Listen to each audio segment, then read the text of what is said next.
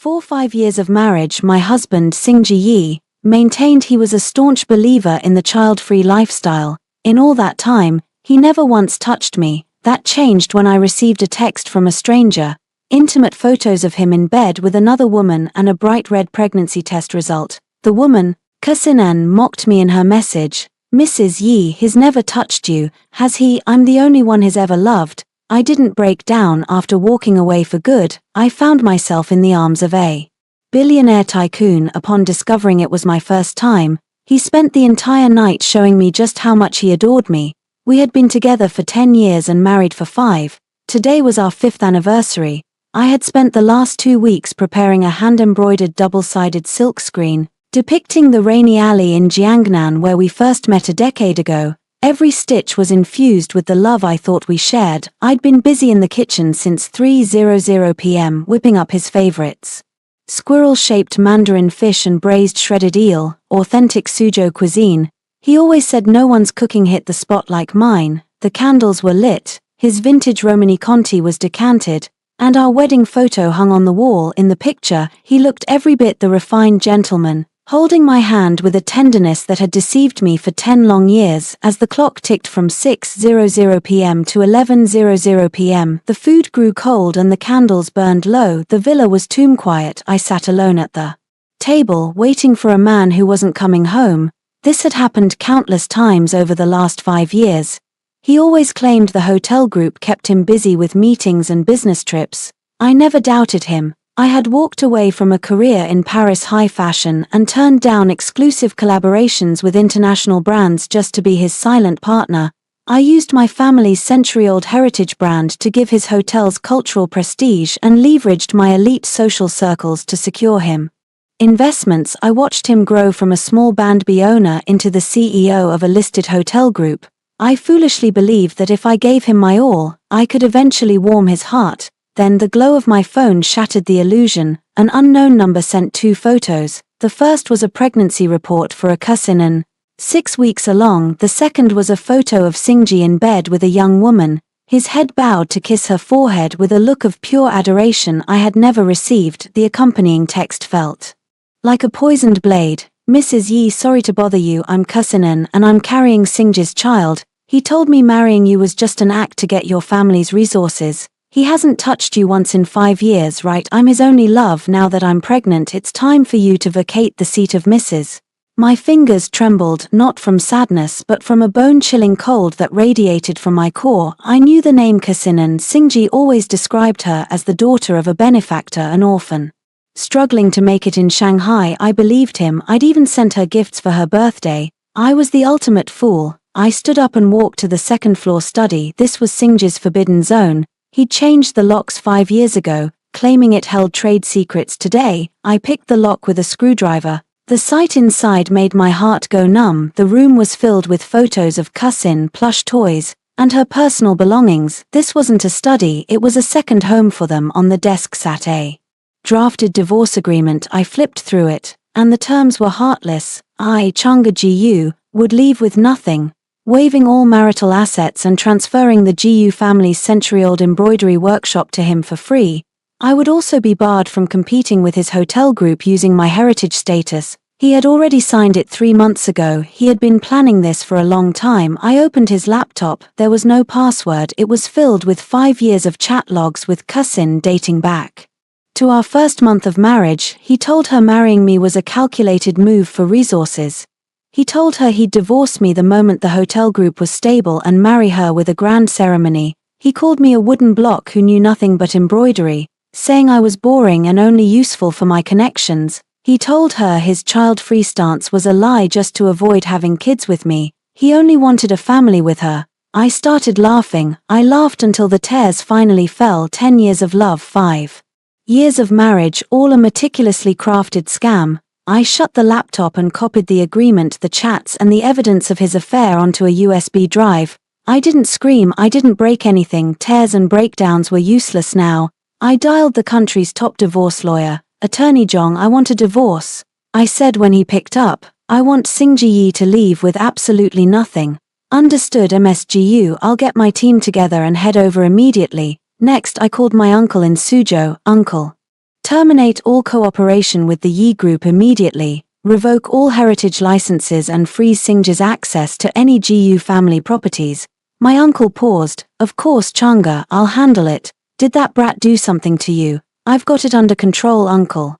I stared out at the midnight skyline of the riverfront penthouse I'd lived in for 5 years. I felt no nostalgia. Singji, Cousin, everything you owe me, I will take back with interest. You think I'm just a housewife who can only sew? I'll show you exactly what Changa GU is capable of. You broke my decade. I'll make you pay for a lifetime. At 8:00 am, the front door swung open. Singji walked in, smelling of alcohol and women's perfume, his suit rumpled from a hangover. Seeing me in the living room surrounded by lawyers, he frowned with his usual impatience.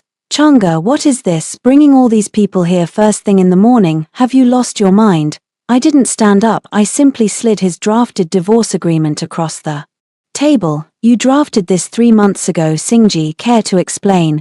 His expression shifted for a split second before he regained his composure. He sat on the sofa, looking at the papers with zero guilt. Since you've seen it, I won't lie. Changa, let's get a divorce. Give me a reason. He leaned back, his voice cold. We've been together 10 years, the spark is gone. I love Cousin and she's pregnant, I have to do right by her. I smiled thinly. So you only married me for the GU family resources you used? Me, yes, he admitted shamelessly. My business was failing back then, and only the GU family could save me. Marrying you gave me the elite connections I needed to build the Yi Group. I used you, sure, but I gave you the title of Mrs. Yi in a life of luxury for 5 years. You didn't exactly lose out. My lawyers winced at his audacity. I looked at the man I'd loved for a decade and realized he was a total stranger. Singji, you aren't successful because you're a genius, I said calmly. You're successful because of me and the GU family name. I don't give a damn about being Mrs. Yi. A daughter of the GU family doesn't need a man to stand at the top. He scoffed. Don't flatter yourself, Changa. What can you do besides stitch some fabric? You've spent 5 years eating my food, wearing clothes I bought and living in my house. You wouldn't survive a day without me. Just sign the papers and leave quietly. For the sake of our history, I'll give you a settlement so you don't starve. If we go to court, you won't get a dime. Seeing his arrogance, I finally accepted that my 10 years of devotion had been thrown to the dogs. Singji, I said, you seem to have forgotten that every silk design and cultural IP used in your heritage hotels is my intellectual property. You used them for profit without a single licensing agreement. Based on copyright infringement alone, I can sue you into bankruptcy. Singji's face darkened instantly. Changa GU, don't push your luck. Don't forget, you're still the mistress of the Yi household. What's yours is mine. I stared him down, enunciating every syllable. And if you think you can kick me out with nothing and swallow the GU family workshop, you're delusional. Seeing that his threats weren't working, Singji finally lost his last shred of patience. He slammed his hand on the table and stood up, spitting out the words that finally turned my heart to stone. Changa, let's get real. Cousin is pregnant, she's fragile and needs someone to look after her. If you sign the papers and move into the lakeside villa to serve her until the baby is born, I'll let you keep some of your dignity, otherwise I'll make sure you never work in the embroidery industry again. I could hardly believe my ears. Not only had he deceived me for a decade and cheated for 5 years, but now he actually expected me to play maid to his pregnant mistress. I stood up, grabbed the divorce agreement I had drafted and hurled it into his face. You've lost your mind, Singji. Me serve your mistress in your dreams. Here is my agreement. You're the one at fault. Adultery and malicious transfer of assets. You're leaving with nothing. I'm taking half of every house, car, and stock under your name, plus 800 million yuan in licensing fees for copyright infringement. Sign it, and we can end this cleanly. Don't sign it and I'll see you in court. Singji picked up the papers, his body shaking with rage. You dare demand this, believe me or not, I can blackball you so hard you'll never get another order for your little hobby again. Try me, I said coldly. Let's see who's stronger, your ego or a century of the GU family's legacy. Just then, his phone rang. It was his vice president. He answered, and within seconds, the color drained from his face through the speaker. I heard the man's frantic voice. Mr. Yi, everything is falling apart. The GU family just pulled out of every contract and revoked all heritage licenses. The Ministry of Culture and Tourism just halted all our theme hotel projects, and the banks are calling in our loans. Our capital chain is about to snap. Singji glared at me, the realization finally sinking in. I wasn't bluffing, I was burning his world to the ground. He hung up and pointed a trembling finger at me. Changa Gu, you set me up. This is just the beginning, Singji. Everything you owe me I'm taking back piece by piece. I turned to my legal team, Attorney Zhong. We're done here. I grabbed my bag and walked out without a backward glance. At the front door, I called the moving company. Get to the Riverview 1 villa now. Pack up every single item belonging to Changa Gu, the silks, the looms, the collections, leave nothing behind. As I sat in the car watching the villa shrink in the rearview mirror, 10 years of devotion vanished into the wind. Singji's nightmare had only just begun. 10 years ago, I made my name at Paris Couture Week, becoming the it girl of the international fashion scene. Luxury brands were falling over themselves to sign me, but for Singji, I gave it all up. I came home to be his dutiful wife. 10 years later, I was heading back to where the dream started to reclaim my throne. I knew Singji wouldn't let me go easily. Sure enough, as soon as I reached the terminal at Pudong Airport, a dozen thugs blocked my path. Their leader, a man with a scarred face, growled, "MSGU, mister. He says to hand over your passport and sketches. Come back quietly, or things will get ugly." He reached for my suitcase, but I stepped back. My uncle's security team, professional bodyguards, stepped in immediately. A brawl broke out, and as airport security rushed over, the thugs scrambled away, cursing. I watched them run, my eyes cold. Singji, the more you try to cage me, the higher I will fly. I'll show you exactly what kind of treasure you threw away. I boarded my flight and took my seat in first class. Not long after, two men sat nearby, looking suspicious. They accidentally spilled a drink on my sleeve and started hurling insults. Clearly, more of Singji's lackeys trying to cause a scene and force an emergency landing to delay me before I could call the flight attendant. The man sitting by the window spoke. His voice was low, melodic, yet carried a terrifying weight. "Get lost." The two thugs, who were about to escalate, caught one glimpse of the man's face and turned pale.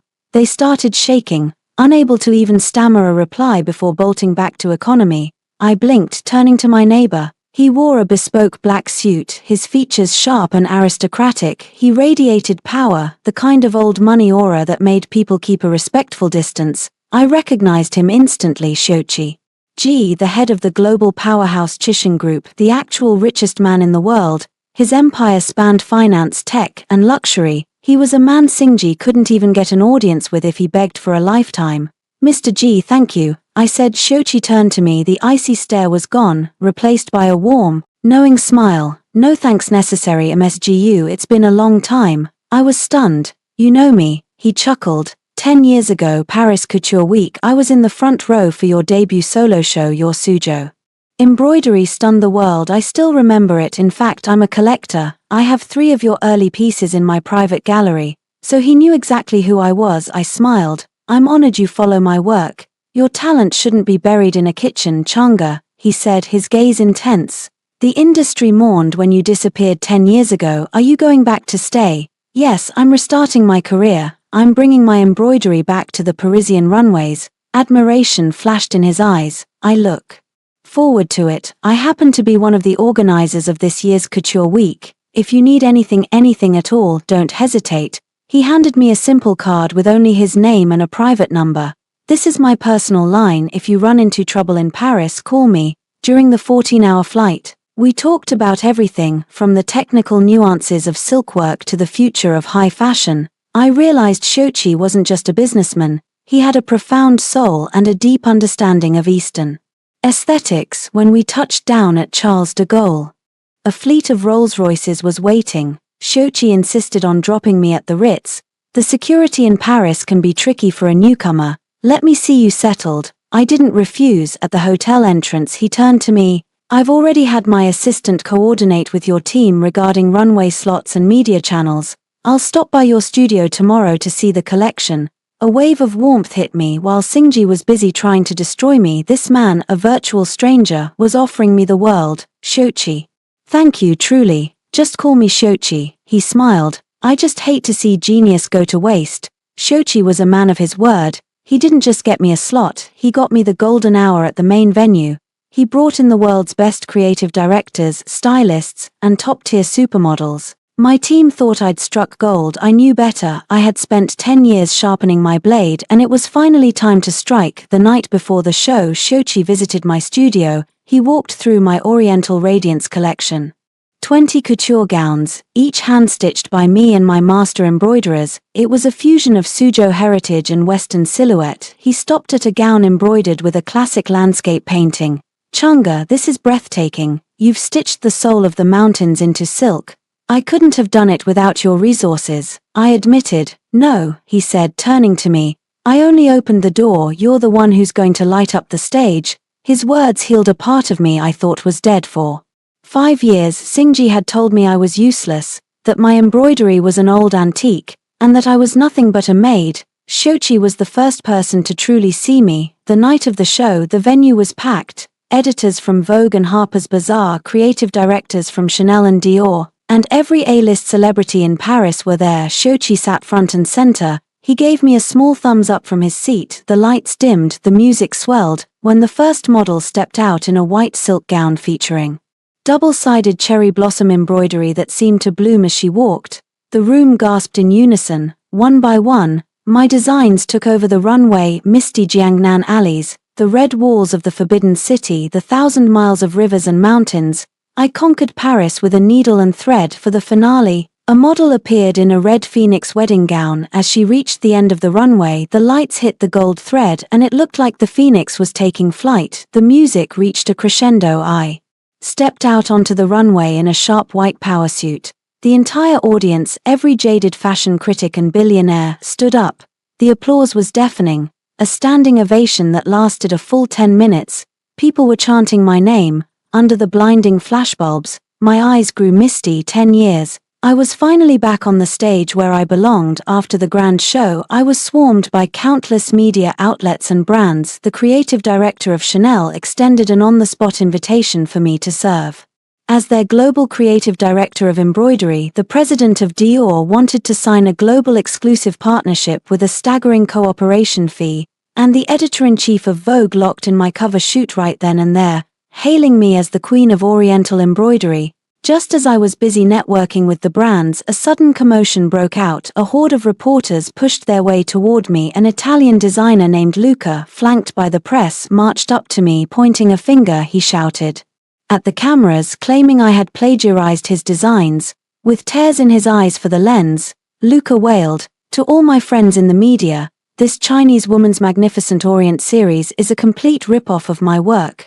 I released the drafts for this Oriental series 3 years ago. She stole my creative vision entirely. Even the embroidery patterns are mine. I'm suing her." The reporters erupted instantly. Flashes went off like rapid fire, and sharp questions began hitting me like bombshells. "MSGU is what Mr. Luca saying true? Is your work really plagiarized? MSGU, what's your response? Did you rely on plagiarism to get onto the stage of Paris Haute Couture Week?" Looking at Luca, I realized in a heartbeat that this was another of Yi Xingji's setups. He wanted to deal me a fatal blow at my moment of greatest triumph, destroying my reputation in the international fashion world so I could never recover. The brands and media around me watched, waiting for my reaction. The atmosphere turned ice cold. Without a hint of panic, I looked at Luca and said calmly, "You claim my work is plagiarized. Tell me, what evidence do you have?" Luca immediately produced a stack of design drafts and brandished them before the cameras.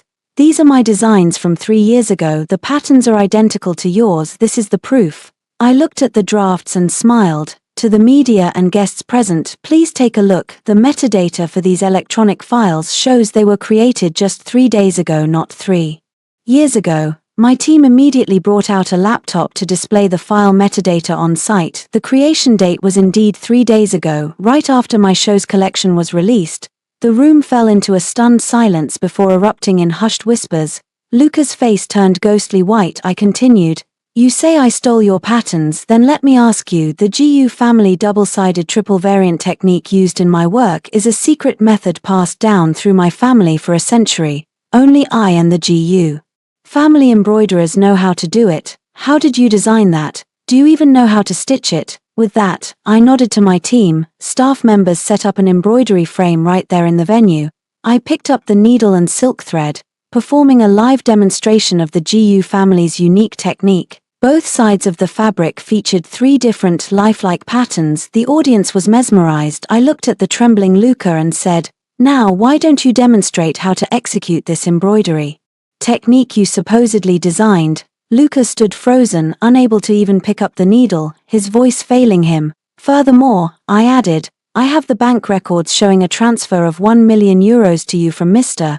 Yi Xingji 3 days ago. He paid you to publicly smear me today, didn't he?" My team displayed screenshots of the bank logs on the big screen, clearly showing the transaction from Yi Xingji to Luca. The place exploded. The reporters swung their cameras toward Luca, peppering him with accusations. Completely panicked, Luca tried to bolt, but security blocked his path. This plagiarism farce ended with Luca's total disgrace. Instead of being tarnished, I was hailed as a legend thanks to that powerhouse rebuttal. The next day, my name dominated the front pages of global fashion media. They reported on my Suzhou embroidery haute couture show and how I had exposed the conspiracy on the spot. Foreign media dubbed me the Queen of Oriental Embroidery, saying I had used a needle and thread to show the world the charm of China's intangible cultural heritage. Countless luxury brands were desperate to collaborate. My studio's schedule was booked out for the next 3 years. At the victory banquet, Ji Shochi walked up to me, raised his glass and smiled. "Changa, congratulations, you've truly become a legend." I clinked my glass against his. "Thank you, Shochi, for staying by my side." He looked at me with eyes full of tenderness. "It is my honor to be with you." Under the banquet lights, his gaze was as soft as water and my heart skipped a beat. Meanwhile, back home, Yi Xingji was so enraged by the news of my success in Paris that he smashed everything in his office. He never imagined his little scheme wouldn't just fail to ruin me, but would actually catapult me to global stardom. He certainly didn't expect me to reach such heights after leaving him. Driven by desperation, he began plotting a more radical revenge, but I was already prepared to strike back. Just as my career was soaring, bad news came from home. The manager of my Suzhou workshop called me, sounding frantic. "MSGU, it's bad. Rumors are flying all over the internet saying our embroidery is machine-made in a factory, not handmade.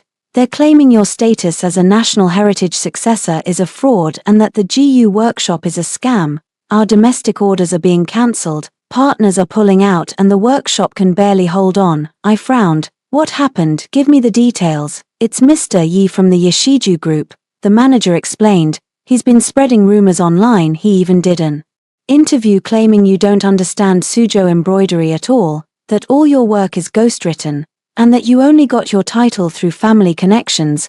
Now the whole internet is attacking us. People are even protesting at our workshop doors." After hanging up, my gaze turned cold. Yi Xingji truly was like a ghost that wouldn't leave. The Paris stunt failed, so now he was trying to destroy my century-old workshop and cut off my domestic supply chain. Soon after, my fabric suppliers started calling one by one. They said Yi Xingji was pressuring them. If they supplied me, he would terminate all contracts with the Yoshiju group. Every single one of them backed out. Yi Xingji had spent years in the hotel industry and held significant sway over the supply chain. He wanted to blackball me entirely. My team was panicking. "MSGU, what do we do? Our domestic supply is gone and the orders have dried up. He's trying to starve us out." I looked at my anxious team, perfectly calm. "What's the panic? Yi Xingji can block the domestic supply, but he can't block the world." I immediately called Ji Shochi. He picked up on the first ring. "Changa, what's wrong? Are you in trouble?" "Shochi," I said, "my domestic silk supply is being blocked. Yi Xingji is pressuring the suppliers. I need top-tier mulberry silk. Do you have any leads?" Ji Shochi didn't hesitate. "Of course, I own the world's largest mulberry silk farm in Suzhou along with top-tier textile mills that supply international luxury brands. Tell me what you need and the specifications. I'll have the factory ship it directly to your workshop at cost." I was stunned. I hadn't realized his supply chain was so extensive. "Really, thank you so much, Shochi," he chuckled. "Don't mention it. Your business is my business. If you need anything else, just ask."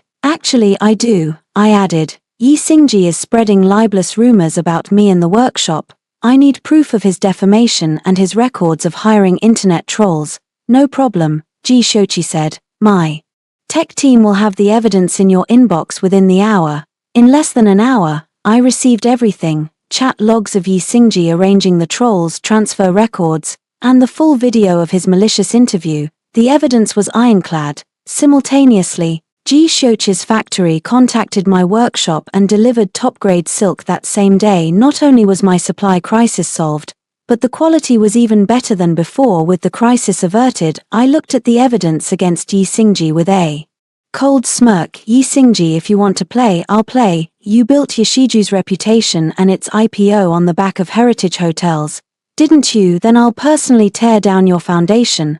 I had my legal team compile the evidence and file an intellectual property lawsuit, suing Yoshiju Group for over 800 million renminbi for the unauthorized use of my embroidery and heritage IP across hundreds of hotels. At the same time, I issued a global statement terminating all cooperation with Yoshiju, revoking all heritage licenses and banning them from using any elements related to GU family embroidery.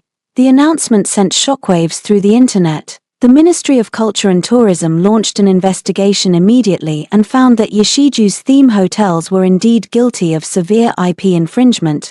They shut down all of Yoshiju's heritage projects nationwide and slapped them with a massive fine. And that was just the beginning. I knew Yoshiju was preparing for an IPO on the Hong Kong Stock Exchange. Yi Xingji's lifelong goal. I sent the evidence of the infringement and the project shutdowns to Ji Shochi. Ji Shochi had only one thing to say: Chang'e, don't worry, his IPO will never happen. Over the next 3 days the Hong Kong stock market was in upheaval. Ji Shochi teamed up with top international investors to short Yoshiju's stock on a massive scale. Meanwhile, he anonymously reported Yoshiju to the HKEX and the Securities and Futures Commission for financial fraud, inflated revenue, and concealing major operational risks. Every piece of evidence was a nail in the coffin. Within 3 days, Yoshiju's stock hit the limit, down 3 times. Its market value evaporated by over 10 billion, investors fled, and the HKEX officially terminated their listing review. The IPO Yi Xingji had spent 3 years preparing for was dead in the water when the news hit. Yoshiju Group collapsed into chaos, executives resigned, partners jumped ship, and banks called in all loans early, freezing their corporate accounts. The group was on the brink of bankruptcy. Conversely, my Suzhou workshop, bolstered by Ji Shochi's silk and my public clarification, was completely exonerated. Orders didn't just return, they increased tenfold. Partners from all over the country were banging down our door. The contrast between his fall and my rise was stark. Yi Xingji never imagined his attempt to blackball me would instead push his own company to ruin. He certainly never realized that standing behind me was Ji Shochi, a man he could never afford to provoke. Driven to the point of insanity, he planned one final desperate stunt to humiliate me in front of the entire nation. But I had already set the trap, waiting for him to walk right into a public downfall that would set the internet ablaze. 2 weeks later, the highest-level National Intangible Cultural Heritage Summit was held at the China National Convention Center in Beijing. This was the most prestigious event in the field, attended by national-level successors, government officials, and top experts. It was being live-streamed to an estimated audience of over 20 million. Yi Xingji had somehow secured a spot and was scheduled to give a keynote speech. My team discovered he had bribed the organizers for a slot and was bringing An Kusin with him. He planned to use this national platform to rebrand An Kusin as the true successor of GU Embroidery, to clear his name and smear me one last time. On the day of the summit, I was at my workshop in Suzhou handling new orders. My team sent me the live link. MSGU, look at this, quick. Yi Xingji and that woman An Kusin were posing as the successors of my family's craft at the summit. They were even slandering your name. I clicked on the livestream link just in time to see Yi Xingji standing on the podium, clutching the microphone. He delivered a tearful performance in front of the officials, experts, and an audience of millions. Distinguished guests and experts, good afternoon. Yi Xingji began. I am Yi Xingji of the Yoshiju Group. I stand here today to share the efforts my partner An Kusin and I have made toward the preservation of Suzhou embroidery. Kusin is the 10th generation successor of the GU family craft and my wife. Over the past 5 years, we have worked tirelessly to integrate this heritage into the hotel industry, allowing more people to witness its beauty. The livestream comments section exploded instantly. It was clearly filled with paid trolls hired by Yi Xingji, spamming messages like President Yi is so soulful, and MS and Cousin is the true guardian of our heritage. Noticing the positive reception from the crowd, Yi Xingji continued, "It is a tragedy, however, that another descendant of the Jiyu family, my ex-wife Jiyu Changa, allowed her resentment over our divorce to consume her. Not only has she filed malicious lawsuits against our group, but she has also abandoned her roots. She fled abroad to pursue commercial design, completely discarding the craftsmanship of her ancestors. It is truly heartbreaking." The comment section went nuclear. Netizens who didn't know the truth began attacking me, calling me ungrateful and claiming I had sold out my heritage for money. Even the Yashiju group's official social media page was swamped with hateful comments directed at me. On stage, Yi Xingji handed the mic to An Cousin, dressed in a traditional qipao and putting on an act of gentle grace. She spoke in a delicate, sweet voice. "Hello everyone, I am An Cousin. I have studied Suzhou embroidery under the Jiyu elders since I was a child. My greatest wish in life is to ensure this art form is passed down properly." To top off the performance, she picked up an embroidery needle and struck a pose for the cameras. Reporters swarmed forward, their shutters clicking incessantly. I shut off the live stream, grabbed my car keys and turned to my team. "Let's go, we're heading to Beijing." Ji Shochi was already waiting at the door. He looked at me and said firmly, "Changa, I'm coming with you." I nodded and together we boarded his private jet to the capital. 2 hours later we touched down at Beijing Capital International Airport and drove straight to the National Convention Center. Inside the venue, Yi Xingji and An Cousin were basking in the limelight, posing for photos and soaking up the media's attention. Suddenly, the massive doors of the hall were thrown open from both sides. Dressed in a sharp white power suit and high heels, I walked into the main hall with effortless composure, flanked by Ji Shochi. The room fell into a deathly silence as every eye turned toward me. The smiles on Yi Xingji and An Cousin's faces froze instantly. They turned as pale as ghosts. The live stream viewership spiked immediately, surpassing 30 million. "Holy crap, Jiyu Changa is here, the real deal just walked in. My god, look at that aura, she completely eclipses them. The show is starting. I want to see how these two frauds talk their way out of this." I walked step by step to the center of the stage. Reporters surged forward, thrusting microphones and cameras into my face. "MSGU, what is your response to Mr. Yi's speech? MSGU, have you really abandoned your heritage?" I took the microphone, looked at the officials, the experts, and the millions watching online, and spoke clearly. "Good afternoon, I am Jiyu Changa, the sole 10th generation successor of Jiyu family Suzhou embroidery, and a national-level representative successor officially certified by the Ministry of Culture and Tourism." As I spoke, my team projected my official certification and the Jiyu family's century-old genealogy onto the giant screen. It stated in black and white that the Jiyu family craft followed strict lineage and Cousin had no blood relation to the family, let alone any claim to being a successor. The audience gasped, and Cousin's face was now as white as a sheet. I turned to her and said coolly, "Emerson, you claim to be a successor who has studied this since childhood. Why don't you come up and demonstrate the most basic flat stitch technique for everyone?" The staff immediately brought out an embroidery frame and set it before her. Offering a needle and silk thread, and Cousin stood frozen, trembling. She couldn't even bring herself to step toward the frame, let alone pick up a needle. She didn't even know the basics, she didn't dare touch it. Yi Xingji rushed forward to try and smooth things over. "Changa, don't go too far. Cousin isn't feeling well today, it's not convenient for her to demonstrate." I smiled thinly. "Not feeling well, then perhaps we should listen to how MS and actually feels about Suzhou embroidery." I signaled my team to play an audio recording. It was a recording of An Cousin chatting with her friend. Her voice sounded incredibly disdainful. "Suzhou embroidery is just some dusty old antique. It's a dead craft that only old fossils like. If it weren't for swindling money out of Yi Xingji, I wouldn't touch those needles and threads, they're a literal pain in the ass." The room erupted in outrage. The officials from the Ministry of Culture and Tourism looked livid and Cousin broke down, shrieking, "No, that's not me. She forged it, she's framing me." I ignored her and played the next clip, a conversation between her and Yi Xingji. Yi Xingji's voice filled the room.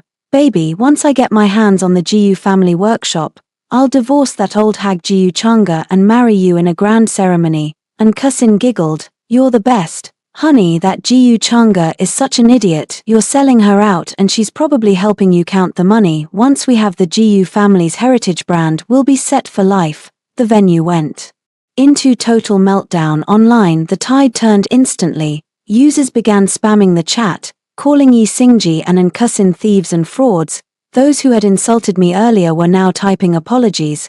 I looked at the ashen-faced Yi Xingji. You said I abandoned my heritage. I held a haute couture show in Paris to put Chinese embroidery on the world's most prestigious stage. Meanwhile, you used my work and the name of our heritage to line your pockets while knowing nothing of the craft. What right do you have to talk to me about preservation? Yi Xingji shook violently. Unable to utter a single word, the head of the summit organizers stepped onto the stage and bowed deeply to the audience and the cameras. To the officials and the public, we sincerely apologize. Due to an oversight in our vetting process, we allowed these frauds onto this sacred stage. I hereby announce that Yi Xingji and Cousin are stripped of their participation rights and are permanently blacklisted from the heritage industry. Furthermore, we will launch a full internal investigation. The ministry officials also declared they would pursue legal action against Yashiju Group for IP infringement and fraud. Security guards promptly escorted Yi Xingji and Cousin out of the hall. As they were dragged away, they were swamped by reporters, looking utterly pathetic. I then delivered a keynote speech on the inheritance and innovation of Suzhou embroidery, which earned a standing ovation that seemed to last forever. The summit ended with my absolute victory. The internet cheered, praising the way I had exposed the frauds. Yashiju's reputation was in ruins, their hotels were being boycotted nationwide, and their occupancy rates plummeted below 10%.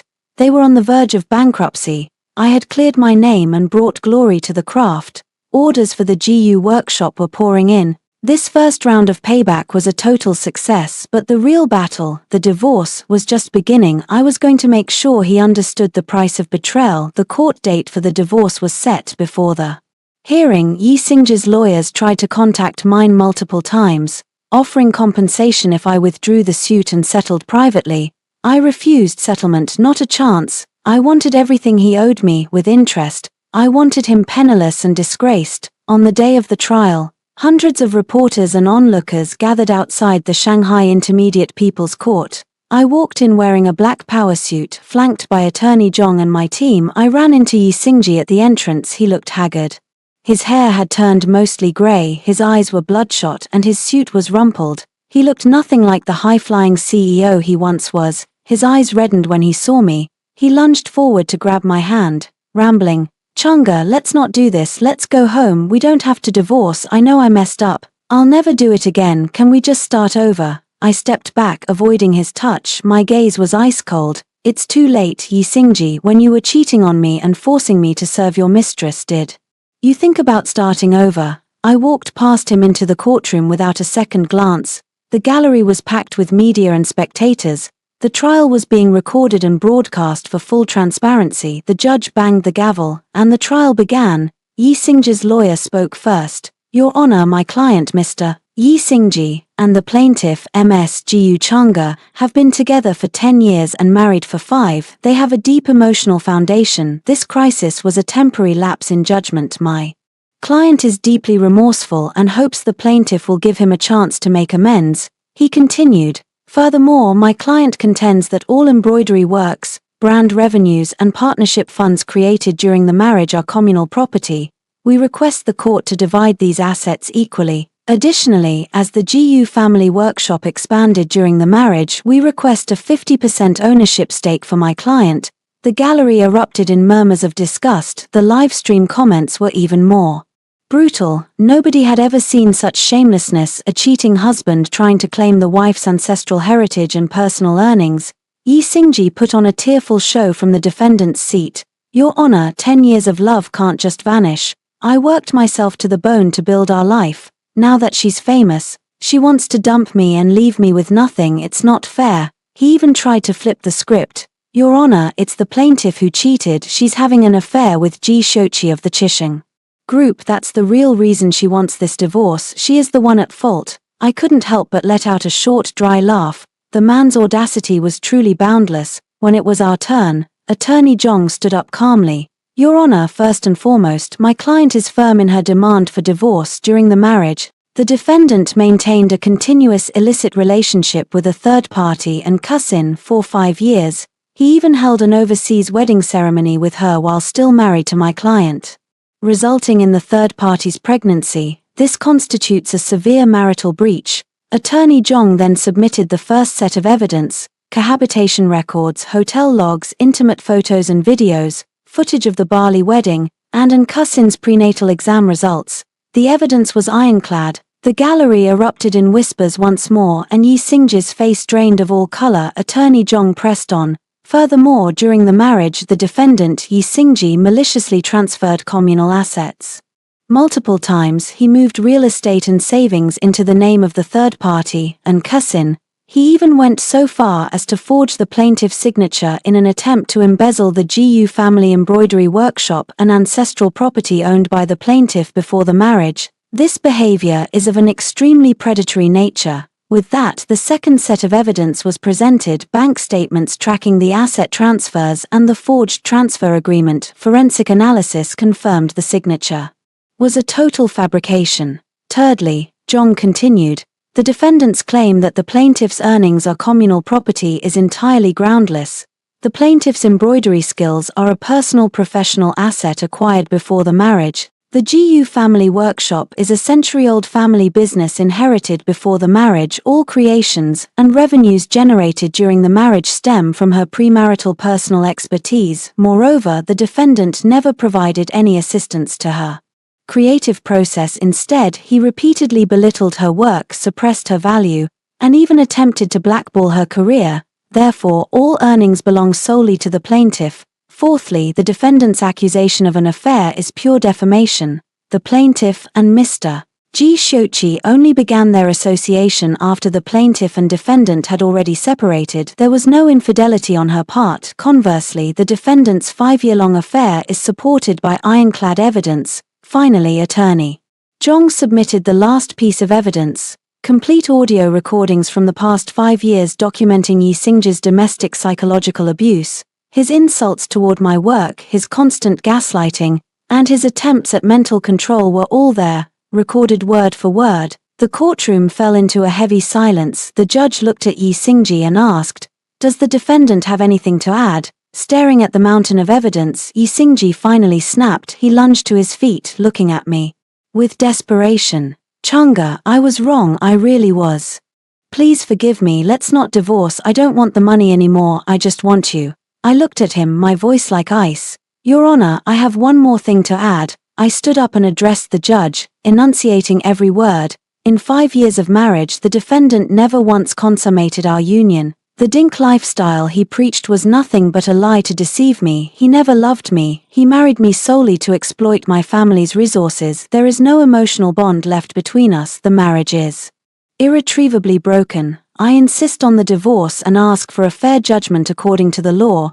The room gasped in shock. Even the judge looked stunned. 5 years of marriage without consummation was unheard of. Yi Xingji turned ashen, collapsing into his seat, unable to utter another syllable. After a 30-minute deliberation, the judge returned and struck the gavel. This court finds that the defendant, Yi Xingji, committed major faults including infidelity, cohabitation with another, and the malicious transfer of assets. The plaintiff's demand for divorce is granted as the marriage is beyond repair. The court rules as follows. The divorce between Jiyu Chang'e and Yi Xingji is granted. Due to his major faults, the defendant shall leave the marriage with nothing. He has no right to any of the plaintiff's premarital assets or personal earnings. The defendant shall pay the plaintiff 500,000 renminbi in mental anguish damages within 10 days. All of the defendant's counterclaims are dismissed. The gavel fell. The trial was over. The gallery erupted in applause. Reporters swarmed, their flashes blinding online. The news hit the top of the trending charts instantly. Netizens cheered, calling the verdict pure justice and saying the scumbag got exactly what he deserved. Nothing at the court gates. Yi Xingji was mobbed by hundreds of reporters and angry onlookers. He couldn't even reach his car. People threw water bottles at him as he scrambled away in total disgrace. Meanwhile, escorted by my lawyers, And bodyguards. I made it to my car. Outside the window, Ji Shochi was leaning against his vehicle, smiling as he waved at me. I asked the driver to stop and walked over to him. His eyes were filled with warmth. Congratulations, Changa, you're finally free. I smiled back. Thank you, Shochi, for everything. He reached out and gently brushed a stray hair from my forehead. From now on, no one will ever bully you again. The sunlight hit his face, making him look incredibly handsome and kind. I knew this. Victory was only the second step of my revenge. There was an even bigger twist waiting for Yi Xingji. He hadn't finished paying what he owed me yet. After the trial, I returned to the Jiyu family estate in Suzhou. My uncle had prepared a feast to celebrate. Changa, I'm so happy you're finally rid of that man, he said, beaming. Focus on your career now, your uncle will always have your back. During dinner, my uncle's tone turned serious. Actually, there's something I need to tell you. You know that woman? And Cousin, she was recently admitted to our family's private hospital for pregnancy-related hypertension. Since we own the place, I have access to the records. I paused. What does that have to do with me? I discovered two things, he said. First, her pregnancy timeline doesn't match her history with Yi Xingji. It's off by exactly 2 months. Our doctors ran a non-invasive prenatal paternity test using a hair sample Yi Xingji left during a physical here. The results show the child is not his. My chopsticks froze. I was floored. The child Yi Xingji treated like a precious treasure, the child he blew up his marriage for, wasn't even his. It was a cosmic joke. And the second thing, my uncle's expression darkened. It's about Yi Xingji himself. 5 years ago, before your wedding, he had a full checkup here. I signed the report myself. He has congenital azoospermia. He is completely sterile. He can never have biological children. It felt like a lightning bolt had struck me. I sat in silence for a full 30 seconds. His sterile, my uncle nodded. He took the report personally back then and signed a non-disclosure agreement. I only remembered it today when I saw Cousin's paternity results and dug up the old files. Finally, it all clicked. The 5 years of never touching me, the excuses about being a firm dink, the refusal to have kids. It wasn't a lifestyle choice, it was a cover-up. He was terrified that if we tried to conceive, his secret would be out. He married me to use the Jiyu family name to hide his shame while using our resources to build his empire. And Cousin, she must have known and played along, likely finding another man to get her pregnant just to help him maintain the facade. 10 years of love, 5 years of marriage, all a calculated fraud. I held the medical reports, my hands trembling not with sadness but with the sheer absurdity of it all. I had been deceived by such a pathetic man for a decade. Are you okay, Changa? My uncle asked. I started laughing. I'm fine, uncle. It's just too funny. I tucked the reports away. I wouldn't release them yet. I wanted to wait for the perfect moment to watch Yi Xingji's world crumble when he realizes his last hope is a lie. In the weeks that followed, I threw myself into my work. My magnificent Orient World Tour kicked off at the National Museum and was scheduled for the Louvre next. Ji Shochi was by my side every step of the way, handling logistics and museum relations with effortless grace. He never pried into my past, he was just there making me porridge when I stayed up late designing, or telling jokes to cheer me up when I felt low. In his gentle company, the wounds of the last decade began to heal. I finally understood that real love doesn't ask you to sacrifice yourself. It makes you shine brighter. One day, while I was restoring a family masterpiece in the workshop with Ji Shochi reading nearby, my manager rushed in, panicked. MSGU, Yi Xingji is here with a mob. They're smashing the equipment at the entrance. My needle stopped. My eyes went cold. Yi Xingji just wouldn't stay dead. Ji Shochi immediately closed his book and stood up, shielding me. Don't be afraid, I've got this. He called his security team and took my hand as we walked out. The courtyard was a mess. Yi Xingji had brought a dozen thugs who were smashing embroidery frames and throwing silk thread everywhere. My weavers were huddled in the corner, terrified. When Yi Xingji saw me, his eyes went wild. He looked like a madman. Jiyu Changa, you bitch, you ruined everything. I'm going to destroy you. He lunged at me, reaching for my throat, but Ji Shochi delivered a swift, powerful kick to his stomach, sending him sprawling to the ground. Ji Shochi pulled me into his arms, his gaze lethal as he looked down at the pathetic man. Yi Xingji, if you touch her again, I'll make sure you never leave Suzhou in one piece. Yi Xingji scrambled to his feet, his face contorted with a jealousy so thick it was disfiguring. Ji Shochi, this is all because of you. If it weren't for you, Jiyu Changa would never have treated me like this. You ruined everything I had." He turned to the thugs behind him and roared, "Get them, trash this pathetic workshop, destroy her face, let's see how she does her precious embroidery then." The thugs lunged forward, but Ji Shochi's security detail burst in at that exact moment. A dozen hulking bodyguards made short work of them, pinning them to the floor in seconds. Seeing his muscle neutralized instantly, Yi Xingji snapped. He grabbed a nearby stool and charged toward the inner studio. "I'll destroy your damn masterpieces, I'll leave you with nothing." He sprinted toward the embroidery frame where I was restoring 100 birds paying homage to the phoenix, a national treasure passed down through the Jiyu family for centuries. If it were damaged, it would be irreparable. I threw myself in front of him. "Yi Xingji, don't you dare touch that. What's going to stop me?" he screamed, his eyes bloodshot. "You destroyed my life first, Changa, now I'm going to destroy the thing you love most." He raised the stool high, but Ji Shochi intercepted him, catching the stool mid-air and landing a brutal punch square on Yi Xingji's jaw. Yi Xingji collapsed, blood trickling from the corner of his mouth. Ji Shochi pulled out his phone and dialed the police. "Hello, I'm reporting a case of intentional property damage, provocation, and attempted assault. The address is the Jiyu Family Embroidery Workshop in Suzhou." Within 10 minutes the police arrived, seeing the pinned thugs and the trashed entrance. They didn't need much explanation. They slapped handcuffs on Yi Xingji and his gang immediately. As the officers marched him past me, Yi Xingji was still raving like a lunatic. "Jiyu Changa, I'm not done with you. I'll haunt you even if I'm a ghost." I watched him go, my face a mask of indifference. He chose this path. Now he had to walk it. Once the chaos settled, Ji Shochi turned to me. He gently wiped a smudge of dust from my cheek, his eyes full of concern. "Changa, are you okay? Did they scare you?" I shook my head and smiled. "I'm fine, as long as you're here. I'm not afraid of anything." Looking into his eyes, seeing that mixture of tenderness and steel, I finally let go of the years of hurt. Under the warm glow of the century-old workshop, he confessed his feelings, and with a smile I said yes, we were officially together. Meanwhile, locked in a holding cell, Yi Xingji had no idea that two earth-shattering truths were about to dismantle what was left of his sanity.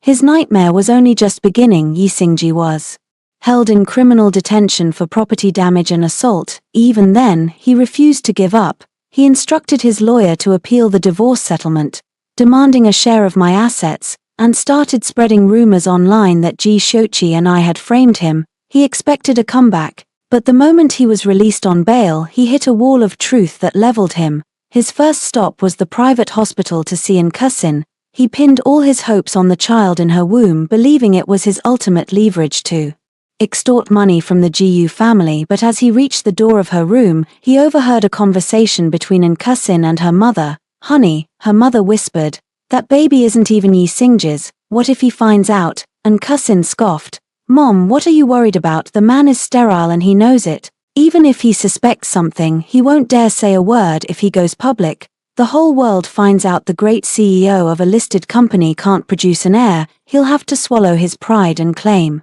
this child as his own." Her mother laughed. "My girl is so smart. Once that baby is born, the Yi family fortune is ours." Outside the door, Yi Xingji's blood turned to ice. He finally realized the child wasn't his, and worse, that Kusin had known his shameful secret all along. He kicked the door open and stormed in, his eyes wild with rage. "Kusin, was that the truth? The kid isn't mine. You knew I was sterile this whole time." Kusin turned deathly pale. "Xingji, let me explain." He lunged forward, grabbed her wrist and threw her back onto the bed. Explain what? I protected you like a damn treasure. I divorced my wife and ruined my career for you, and you were carrying someone else's brat. You've been playing me the whole time." And Kusin hit the edge of the bed hard, screaming in pain. Seeing his murderous expression, she stopped pretending. "Fine, so what if it's not yours? You're sterile." "Yi Xingji, did you expect me to stay childless forever just to soothe your ego?" She pointed a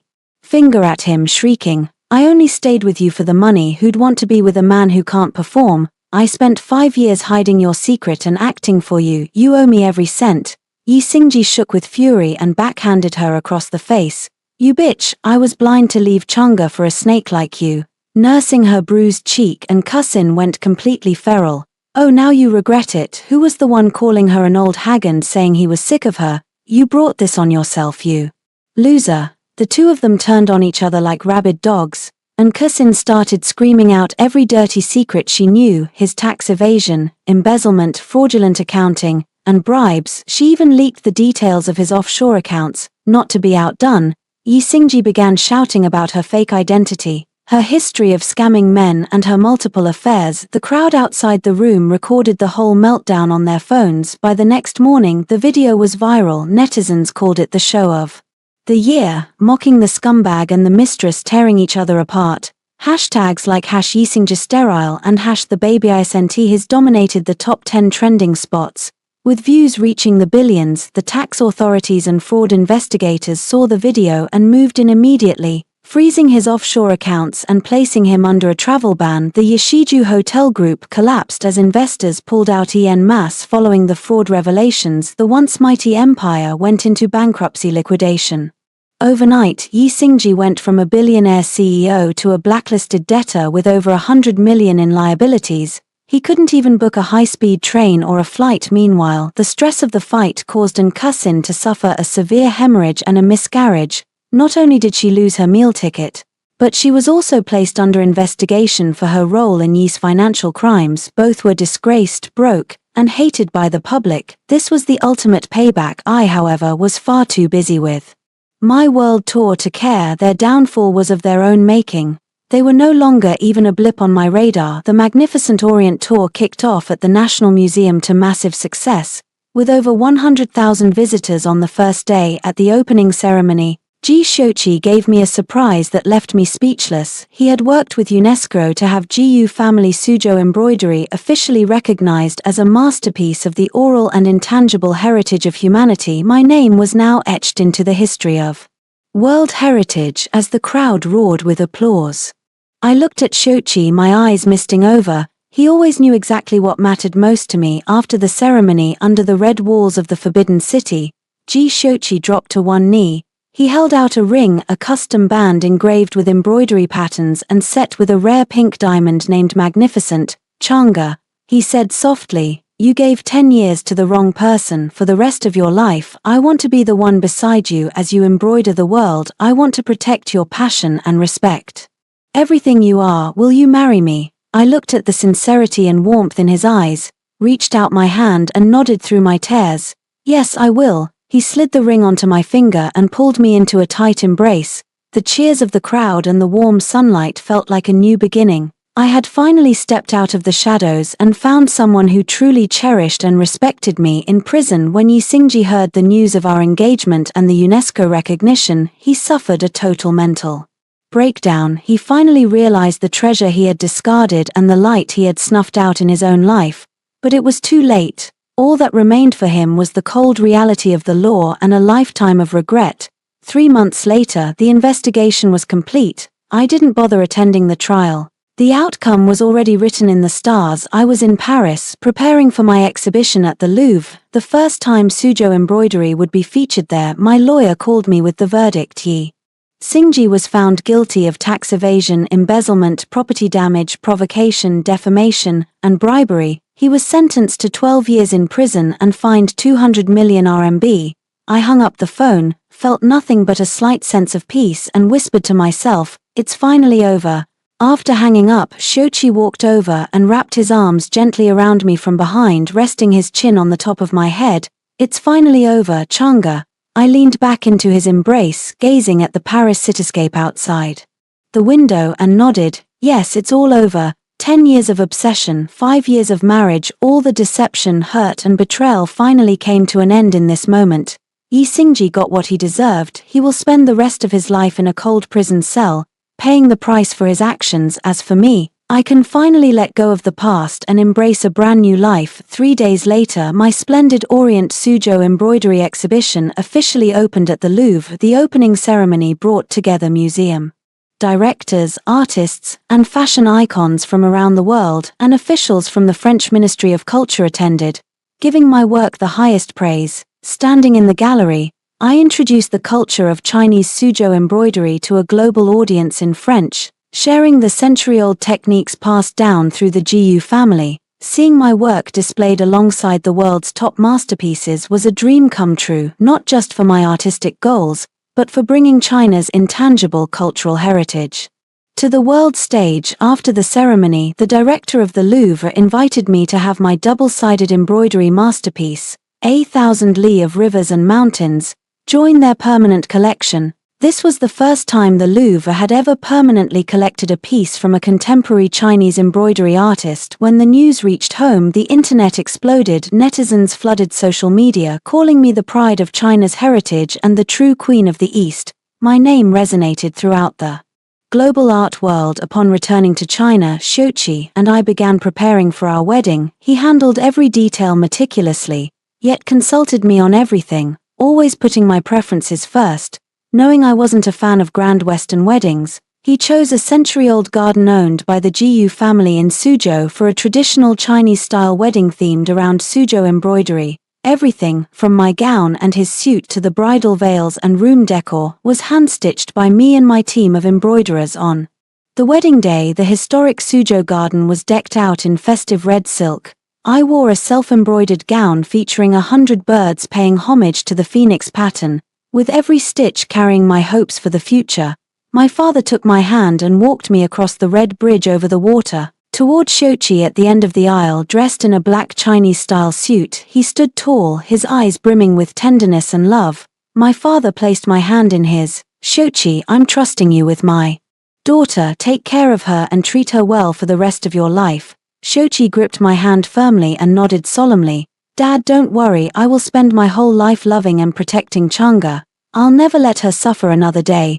During the ceremony, Xiuqi made his vows to me. "Chang'e, thank you for coming into my life from now on, through the wind and snow, through the mundane and the magnificent, in poverty or in wealth. You are the warmth in my heart and the only one I see. I will always respect what you love, support your dreams and be your constant shield.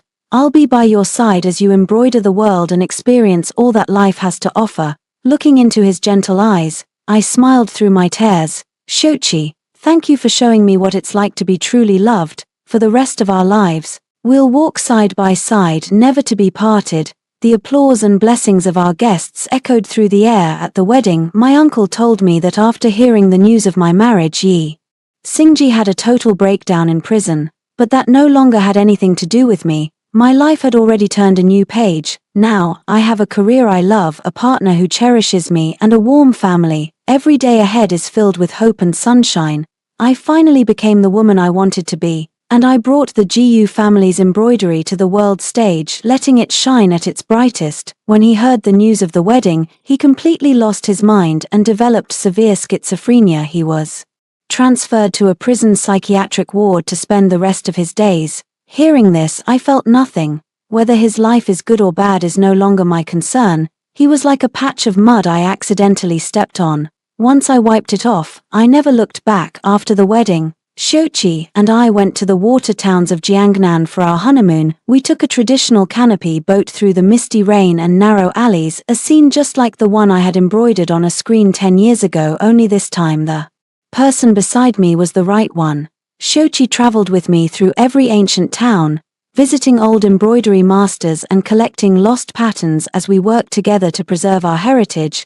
He never asked me to give up my career or passion for the sake of the family. Instead, he stayed by my side and supported every decision I made. I finally realized that true love is a two-way street, an equal partnership of mutual respect and shared growth. A year later, I gave birth to twins, a boy named Siyuan and a girl named Nianj. Xiuqi cleared his schedule of all unnecessary work to stay home with me and the babies, learning how to change diapers and prep bottles, spoiling us like royalty. He never said, "You're the mother, so you should handle the kids." Instead, he'd say, "Go work on your embroidery, I've got the babies." He would cook late-night snacks for me when I stayed up creating, quietly sitting nearby with the children. He'd bring them along to my global exhibitions to be my most loyal fans, and he'd always be the first to stand up and be my strongest support whenever I faced a challenge. My career reached new heights as well. My work was added to the permanent collections of the British Museum and the Metropolitan Museum of Art,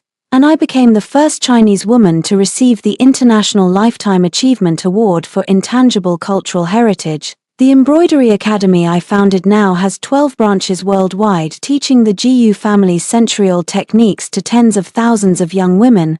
I am living my best life, a career I'm passionate about, a husband I adore, beautiful children, a family legacy, the freedom to see the world, and a life defined by no one but myself. As the story ends, I'm sitting in the century-old GU family embroidery room. My children are babbling nearby. My husband looks at me with eyes full of love, and through the window, I can see young girls at the academy practicing their craft with focus. Sunlight spills over the embroidery frames as my needle flies up and down, stitching the vast beauty of the world and the most fulfilling life I could have ever imagined.